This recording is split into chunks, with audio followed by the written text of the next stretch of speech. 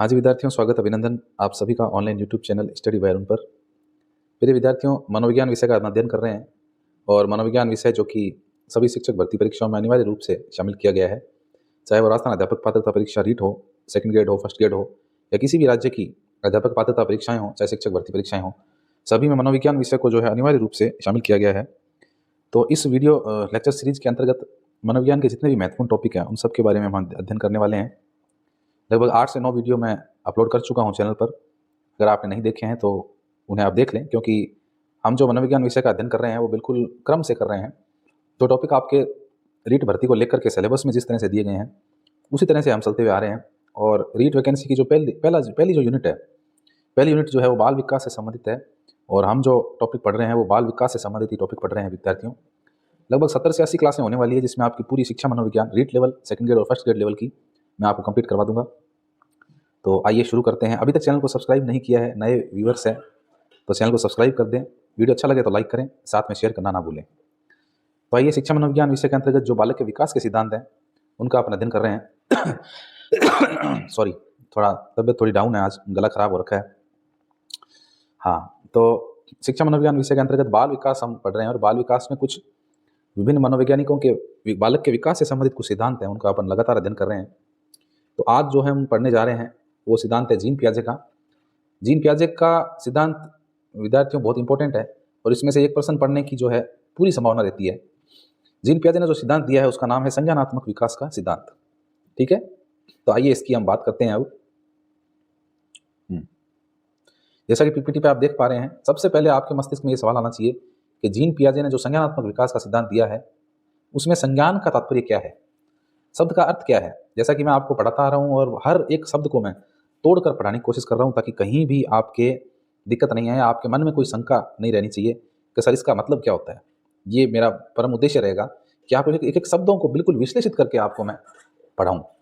ठीक है, क्योंकि ऑनलाइन आप पढ़ रहे हैं, ऑफलाइन में तो विद्यार्थी क्वेश्चन कर लेते हैं। अब ऑनलाइन क्लासें हैं तो ऑनलाइन क्लासों में तो जो है आप लाइव क्लास हो तो अलग बात है, लेकिन रिकॉर्डेड क्लास है तो इसमें आप मेरे से कोई प्रश्न तो पूछ नहीं सकते। तो मैं ज़्यादातर कोशिश ये करता हूँ कि वीडियो लेक्चर में जो कठिन शब्द हैं उनको मैं हाथों हाथ ही आपको बता दूं ताकि वीडियो लेक्चर को पढ़ने में आपको जो आसानी हो जाए। तो जीन पियाजे के संज्ञानात्मक विकास के सिद्धांत को जब हम पढ़ते हैं तो सबसे पहला जो हमारे मस्तिष्क में जो सवाल आता है वो ये है कि एक्चुअल में संज्ञान कहते किसे हैं, संज्ञान क्या होता है।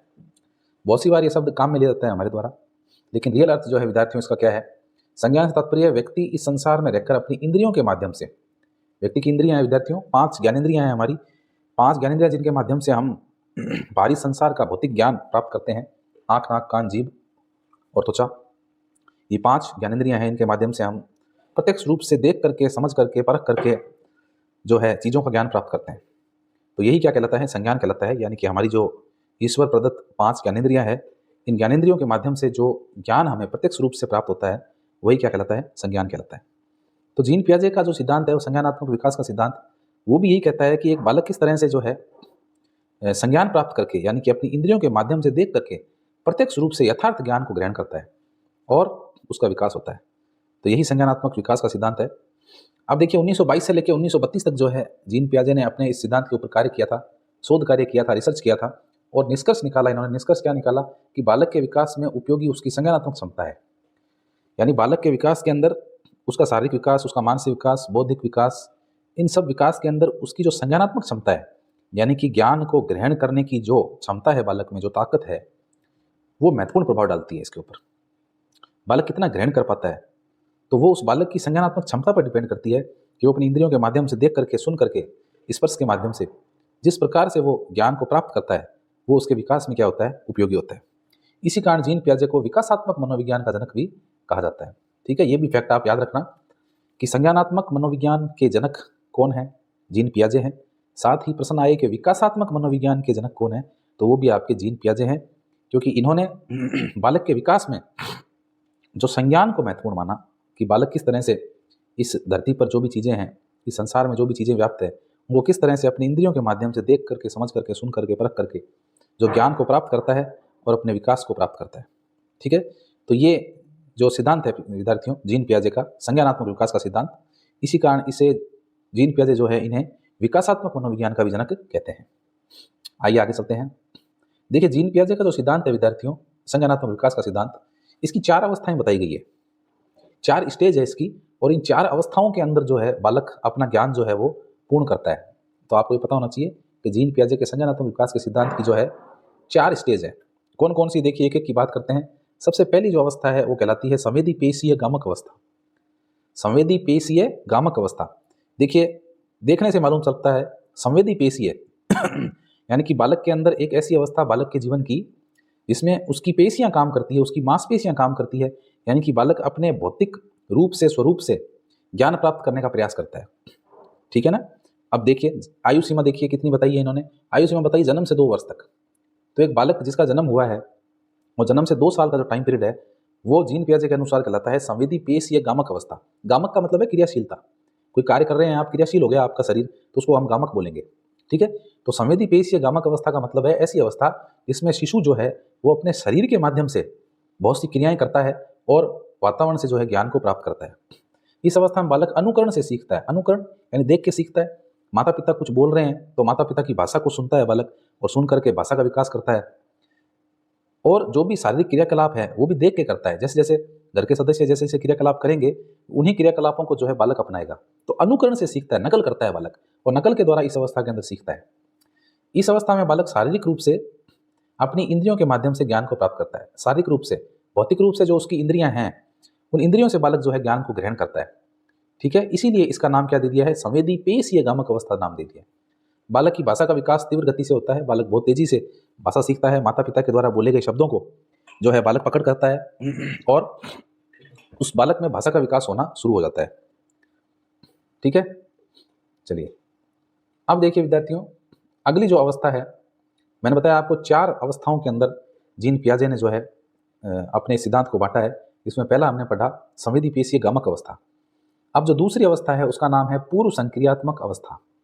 थोड़े से कठिन शब्द हैं लेकिन आपको याद रखने होंगे। शुरू में आप इन 4 शब्दों को याद करना। जो 4 अवस्थाएं हैं उसके 4 शब्द है विद्यार्थियों, वो 4 शब्द आपको याद रखने हैं। कौन कौन से, संवेदी पेशीय गामक अवस्था, पूर्व संक्रियात्मक अवस्था, मूर्त संक्रियात्मक अवस्था और अमूर्त संक्रियात्मक अवस्था। इस तरह से जीन पियाजे ने जो है बालक के संज्ञानात्मक विकास को 4 चरणों में डिवाइड किया है। पहला चरण हमने पढ़ लिया है संवेदी पेशीय गामक अवस्था। जन्म से 2 वर्ष का टाइम संवेदी पेशीय गामक अवस्था कहलाता है, जिसमें बालक स्थूल रूप से अपने शरीर के अंगों को काम में लेकर और इंद्रियों के द्वारा ज्ञान को ग्रहण करता है, ज्ञान को प्राप्त करता है। आपने देखा होगा छोटा बच्चा शिशु सॉरी, जब उसके सामने आप कोई चीज देते हैं तो पूरे शरीर को उस वस्तु को पकड़ने के लिए धकेलता है। क्यों? क्योंकि ये जो चरण है उसके जीवन का, ये संवेदी पेशीय चरण है। यानी कि वो अपने शरीर के द्वारा कार्यों को करने का प्रयास करता है, पूरे शरीर को उस तरफ धकेलता है। उसको हाथों पे उसका कंट्रोल नहीं है, नियंत्रण नहीं है उसका हाथों के ऊपर, उंगलियों पे उसका नियंत्रण नहीं है, वो पूरे शरीर को ही आगे की तरफ जो है पुश करता है। तो ये अवस्था संवेदी पेशीय गामक अवस्था कहलाती है। दूसरी जो अवस्था है जीन पियाजे के अनुसार संज्ञानात्मक विकास की, उसका नाम है पूर्व संक्रियात्मक अवस्था। आयु सीमा देखिए 2 वर्ष से 7 वर्ष तक, 2 से 7 साल का जो बच्चा है वो इस अवस्था में रहता है, जिसका नाम है पूर्व संक्रियात्मक अवस्था। इस अवस्था का बालक घर के कार्यों को करने लगता है। आपने देखा होगा 2 से 3-4 साल के जो बच्चे हैं वो घर के छोटे छोटे कामों को करने लगते हैं। घर में कोई मेहमान आता है तो उसको पानी पिलाना है तो वो कहेगा मैं पिला के आऊँगा पानी, चाय दे के आनी तो मैं दे के आऊँगा, कोई सामान देना है किसी को तो क्या मैं दे के आऊँगा, किसी से लेके आना है कोई सामान तो क्या मैं लेके आऊँगा। तो ये ऐसी अवस्था होती है जो संक्रियात्मक अवस्था कहलाती है। बालक क्रिया करता है, बालक जो है वो घर के कामों को करने लगता है और उसके पीछे कोई ना कोई कारण हो सकता है। वो काम क्यों कर रहा है, इस तरह का हर कार्य के पीछे क्यों भाग रहा है, उसके पीछे कोई कारण भी हो सकता है। हो सकता है उसको लालच हो, उसको टॉफी गोली कुछ मिले, पैसा मिले, इसलिए वो ये काम कर रहा है। ठीक है। तो इस अवस्था को विद्यार्थियों जो है 2 भागों में बांटते हैं। जीन पियाजे जो है वो अपनी पूर्व संक्रियात्मक अवस्था को भी 2 पार्ट में डिवाइड करते हैं। कौन कौन से पार्ट है देखो, पहला पार्ट है पूर्व प्रत्यात्मक काल। पूर्व प्रत्यात्मक, शब्दों पे जोर देना विद्यार्थियों, शब्दों को समझ लिया, सब समझ लिया। देखिए शब्द है आपके सामने, पूर्व प्रत्यात्मक काल। प्रत्यात्मक का मतलब है इमेजिनेशन, इमेज बनना, वैचारिक इमेजों का बनना, वैचारिक चित्रण मस्तिष्क के अंदर होना, उसे बोलते हैं प्रत्यात्मक। प्रत्यय या फिर आप संप्रत्यय भी इसको कह सकते हो। जो प्रत्यात्मक शब्द आया है इसकी जगह आप संप्रत्यय शब्द को भी काम में ले सकते हो। तो प्रत्यात्मक का मतलब है कि बालक अपने मस्तिष्क में इमेजिनेशन करने लगता है, बालक सोचने लगता है, विचार करने लगता है चीजों के ऊपर। इसलिए इस काल को क्या कह दिया गया है, पूर्व प्रत्यात्मक काल कह दिया गया है। आयु सीमा देखिए 2 से 4 वर्ष। 2 से 4 वर्ष का जो विद्यार्थियों जो बच्चा है 2 से 4 वर्ष का, वो क्या क्या करता है वो सजीव चिंतन करता है, सजीव चिंतन समझ रहे हो आप? सजीव चिंतन का मतलब है कि इस दुनिया में जो भी चीजें हैं, चाहे वो निर्जीव अवस्था में है, उनको भी बालक सजीव मानता है। जैसे सूरज चाचू आ गए, चंदा मामा सो गए, ये सब क्या है? ये सजीव चिंतन है। निर्जीव खिलौने हैं, निर्जीव गुड़िया है, उनके साथ भी सजीव जैसा व्यवहार करता है, उन्हें अपना दोस्त मानता है, उन्हें अपना बहन भाई समझ करके उनसे बातें करता है, उनके साथ में खेलता है। तो ये सब क्या कहलाएगा? ये सब सजीव चिंतन कहलाएगा। और ऐसा बालक कब करता है? जीन पियाजे के अनुसार ऐसा बालक 2 से 4 वर्ष की उम्र में करता है। और इस चरण को जो है इन्होंने नाम दिया है पूर्व प्रत्यात्मक काल। ठीक है, पूर्व प्रत्यात्मक काल कहा है इसको। इसमें बालक सजीव चिंतन करता है। अति जिज्ञासु प्रवृत्ति का काल है ये, बहुत ज्यादा जिज्ञासु होता है, हर वक्त कोई ना कोई प्रश्न तैयार रखता है। क्यों है, कब है, कैसे है, कहाँ है, हर चीज के प्रश्न पूछता है, नाम पूछता है सब चीजों के, इसका नाम क्या है, इसका नाम क्या है। क्यों? क्योंकि ये वो अवस्था है जिसमें उसका मस्तिष्क जो है वो खाली है, उसका शब्दकोश नहीं है उसके पास में इतना। अब वो उसको शब्दों की आवश्यकता है, भूख है उसको शब्दों की, इसलिए वो हर चीजें पूछता है, जिज्ञासु रहता है, चीजों को जानने का प्रयास करता है। तो ये टाइम पीरियड ऐसा होता है एक बच्चे का, तो जिसके अंदर बच्चा क्या होता है, बहुत ज्यादा जिज्ञासु प्रवृत्ति का होता है, सवाल जवाब बहुत ज्यादा करता है, बहुत से प्रश्न पूछता है, खिलौनों के साथ खेलता है, खिलौनों की आयु भी कहते हैं इसको, तो खिलौनों से भी खेलता है। तो इस तरह से विद्यार्थियों, जो जीन पियाजे है उन्होंने जो इस संज्ञानात्मक विकास की जो दूसरी अवस्था है, पूर्व संक्रियात्मक अवस्था, इसको 2 पार्ट में डिवाइड किया है। इसका एक भाग हमने पढ़ा पूर्व प्रत्यात्मक काल। अब अपन पढ़ते हैं इसका दूसरा भाग इसी अवस्था का। दूसरा इसका जो चरण है विद्यार्थियों, वो क्या है? अंतः प्रज्ञा काल। अंतः प्रज्ञा, प्रज्ञा का मतलब होता है बुद्धि, दिमाग। अंतः प्रज्ञा यानी कि खुद को क्या समझता है बालक? बहुत होशियार समझता है, बहुत विद्वान समझता है, बहुत ज्ञानी समझता है। ये वो आयु है जिस आयु में बालक अपने आप को बहुत विद्वान समझता है। वो ऐसा सोचता है कि मेरे से ज्यादा कोई विद्वान हो ही नहीं सकता, मुझे सब कुछ पता है, मुझे इस पूरी धरती जगत के बारे में जानकारी है। तो इसीलिए इस काल को कह दिया गया है अंतः प्रज्ञा काल। ठीक है, उम्र देखो 4 से 7 वर्ष। 4 से 7 वर्ष का जो बालक है वो इस टाइम पीरियड में आता है, जिसको हम बोलते हैं अंतः प्रज्ञा काल। इसे अनुसरण की अवस्था कहते हैं। अनुसरण समझ रहे हो आप? पीछे हमने पढ़ा था अनुकरण की अवस्था। अनुकरण का मतलब है नकल करना। बालक के सामने कोई भी क्रियाकलाप होगा तो वो उसी क्रियाकलाप को अपने अनुसार दोहराएगा, नकल करेगा। लेकिन ये जो अंतः प्रज्ञा काल है 4 से 7 वर्ष का, इसमें बालक सेम टू सेम अनुकरण नहीं करता है, बल्कि अनुसरण करता है। अनुसरण और अनुकरण में फर्क होता है विद्यार्थियों। अनुकरण में आप किसी की हूबहू नकल करते हैं, लेकिन अनुसरण में ऐसा नहीं है। अनुसरण के अंदर आप अपने विवेक को काम में लेते हो और कुछ अपना जोड़ करके और उस कार्य को करते हो, उसे अनुसरण बोलते हैं। जैसे 4 से 7 वर्ष का जो बालक है, एक तो अपने आप को होशियार समझता है, दूसरा उसे कुछ भी कहा जाए, किसी कार्य को करने की अगर कार्य विधि उसे बताई जाए तो वो उस कार्य विधि को समझ तो लेगा, लेकिन करेगा वो अपने तरीके से ही। तो इसी को क्या बोलते हैं? इसी को अनुसरण बोलते हैं। यानी बालक दूसरों के बताए हुए कार्यों को कर तो लेता है, लेकिन अपनी होशियारी लगाता है, खुद की चीजें ऐड करके और फिर उस कार्य को करता है। इसको बोलते हैं अनुसरण की अवस्था। ठीक है, तो स्वयं को होशियार समझता है, अपनी मनमानी करता है, खुद की मनमानी करता है। आप देखना 4 से 7 वर्ष के बच्चों को कोई बात कहना आप, तो वो आपको ज्ञान देने लग जाएंगे, बहुत सी बातें बताने लग जाएंगे, और मनमानी करते हैं अपनी। उनको जो बस ठान लिया मुझे ये करना है तो मुझे करना ही है, अब से ब्रह्मा जी आके मना कर दे कोई मतलब नहीं उनको। तो ये ऐसी अवस्था बताई है जीन पियाजे ने, जिसके अंदर बालक जो है वो अपनी मनमानी करता है, खुद को होशियार समझता है, और इसे अनुसरण की अवस्था कहा गया है। ठीक है, तो ये पूर्व संक्रियात्मक अवस्था थी, जिसके 2 चरण हमने पढ़े हैं। अब चलते हैं तीसरे अवस्था की तरफ विद्यार्थियों, जो जीन पियाजे के संज्ञानात्मक विकास के सिद्धांत है। इसकी 4 अवस्थाएं मैंने आपको बताई थी। पहली हमने पढ़ी संवेदी पेशीय गामक अवस्था, दूसरी हमने पढ़ी है पूर्व संक्रियात्मक अवस्था, जिसके 2 पार्ट हमने पढ़े। और अब तीसरे नंबर पे पढ़ रहे हैं अपन मूर्त संक्रियात्मक अवस्था। जैसा कि देखिए नाम से ही मालूम चल रहा है इस तीसरी अवस्था का, मूर्त संक्रियात्मक अवस्था। मूर्त का मतलब क्या होता है? मूर्त का मतलब होता है रियलिस्टिक, जो हमें भौतिक रूप से अपनी आंखों से प्रत्यक्ष रूप से जो हमें सत्य और यथार्थ के रूप में जो हमें दिखता है, वो सब क्या कहलाता है? मूर्त कहलाता है। ठीक है, यानी कि ओरिजिनलिटी, जो रियल में जो हमें जो चीजें दिखाई देती है, भाई मेरे सामने टेबल पड़ी है, कुर्सी पड़ी है, कोई सामान पड़ा है, कोई व्यक्ति है, तो ये सब क्या है? ये सब मूर्त है। यानी जो चीज अपने वास्तविक स्वरूप में मुझे दिखाई दे रही है, वो क्या कहलाती है? वो मूर्त कहलाती है। ठीक है, तो मूर्त संक्रियात्मक अवस्था के बारे में जीन पियाजे क्या कहते हैं कि देखिए, एक तो आयु, इसमें इसका जो टाइम पीरियड है विद्यार्थियों, वो 7 से 11 वर्ष का होता है। तो 7 से 11 वर्ष का टाइम पीरियड है, तो आपको पता होना चाहिए कि 6 से 12 वर्ष का टाइम हमने बताया था बाल्यावस्था के लिए। 6 से 12 वर्ष का बालक कौन सी अवस्था में होता है? बाल्यावस्था में होता है। तो ये 7 से 11 वर्ष का टाइम पीरियड है, इसका मतलब बाल्यावस्था की बात हो रही है। तो बाल्यावस्था में विद्यार्थियों जो बालक है वो कैसी चिंतन करता है वो मूर्त चिंतन करता है, मूर्त वस्तुओं के प्रति चिंतन करता है। ठीक है, मूर्त वस्तुएं मैंने आपको बताई, जो रियल में जो चीजें हमें दिखाई दे रही है वो सब मूर्त है। पियाजे ने इस काल को वैचारिक काल कहा है। वैचारिक काल क्यों कहा है? बालक विचारों में खोया रहता है, बहुत ज्यादा विचार उसके मस्तिष्क में आने लगते हैं, इसलिए इसको वैचारिक काल कहते हैं। इस अवस्था के अंत में बालक तार्किक चिंतन करना आरंभ कर देता है। तार्किक चिंतन, तर्क देना शुरू कर देता है बालक, सही गलत की उसे परख होने लगती है। तार्किक चिंतन का मतलब है कि तर्क वितर्क करना शुरू कर देता है बालक। कोई समस्या जब उसके सामने आती है तो उस समस्या के समाधान के लिए वो बालक अपने विचार प्रस्तुत करने लगता है।